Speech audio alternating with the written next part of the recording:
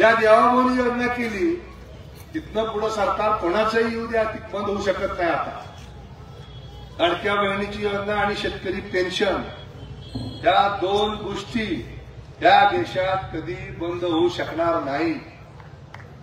तुम्ही घेऊन घ्या माझ्याकडे. म्हणजे सगळं सरकार काम करते. तुम्हाला दवाखाना पाहिजे असेल आयुष्यमान भारतची योजना आहे. तुम्हाला घरं पाहिजे असतील प्रधानमंत्री आवास योजना आहे. आज पंढरपूर शहरात 1600 मागासवर्गीय कुटुंबांना गेल्या 5 वर्षामध्ये 1600 कुटुंबाला घरं या नगरपालिकेच्या माध्यमातून दिली गेली. सगळ्या मागासवर्गीय समाजातल्या लोकांना 1835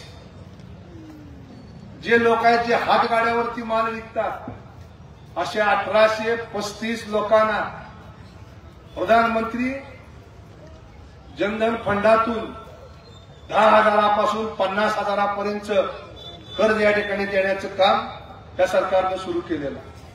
शेतकऱ्याला 3 लाखापर्यंत कर्ज 0% व्याजानं देण्याचं काम सरकारनं सुरू केलेलं. अशा अनेक योजना या देशामध्ये चालू आहेत की ज्या तुमच्या माझ्या कुटुंबाशी निगडीत आहेत. त्यामुळे अशी दोन्ही सरकार आज केंद्रामध्ये आहेत राज्यामध्ये आहेत. आणि त्या सरकारच्या विचाराचा जर नगराध्यक्ष आपण नाही देऊ या ठिकाणी निवडून दिला आणि उद्या जर मग इस्बा विभागाला जर पैसे कामाला नाही आले तर माझ्यावर मात्र दोष देऊ नका. मी तुम्हाला सगळ्याला स्पष्ट सांगतो. कारण मी काय आमदार नाही, मी काय खासदार नाही, मंत्री नाही.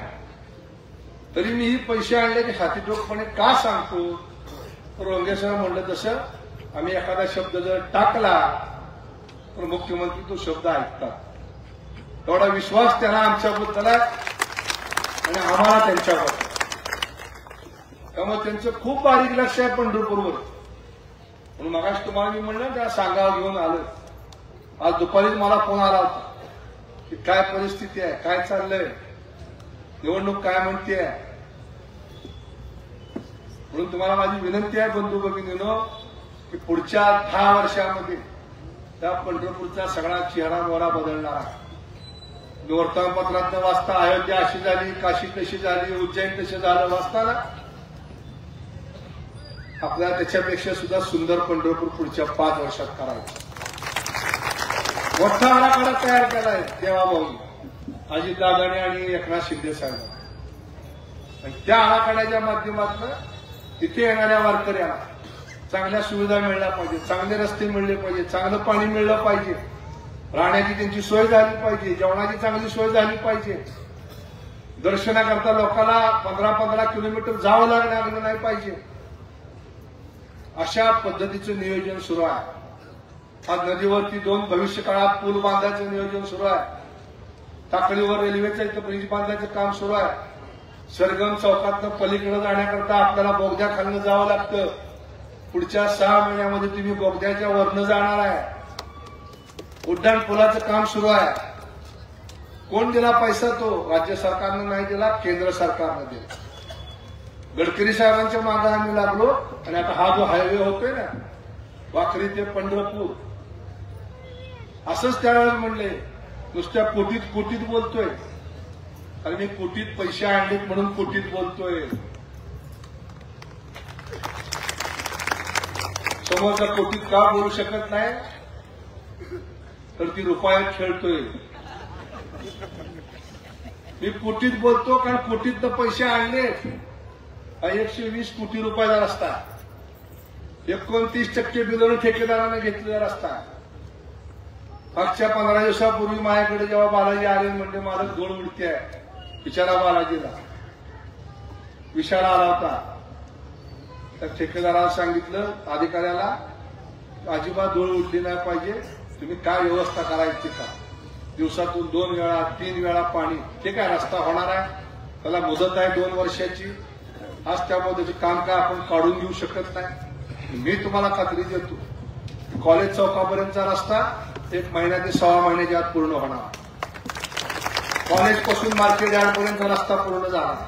फक्त मार्केट यार्ड ते पुढे भिंगे चौक, भोसले चौक एवढ्याच रस्त्यावरती त्या ब्रिजचं काम चालू आहे म्हणून तो रस्ता राहतो. हा रस्ता पूर्णपणे आम्ही अर्बन बँक मंदिरापर्यंत देण्याचा प्रयत्न करू आणि ही सगळी कामं आपण करतोय कारण शासन आपल्या पाठीमागे आणि या शासनाकडनं पैसा असा तुम्हाला लाडक्या बहिणीच्या माध्यमातून येतोय, असा पेन्शनच्या माध्यमातून येतोय, असा अनुदानाच्या माध्यमातून येतोय, असा अनेक समाजातल्या तरुणांना अण्णासाहेब पाटील महामंडळ असेल, लिंगायत महामंडळ असेल, ओबीसी महामंडळ असेल, दलित समाजाकरता असलेली महामंडळ असतील, प्रत्येक महामंडळाच्या माध्यमातून रोजगारासाठी पैसा येतोय.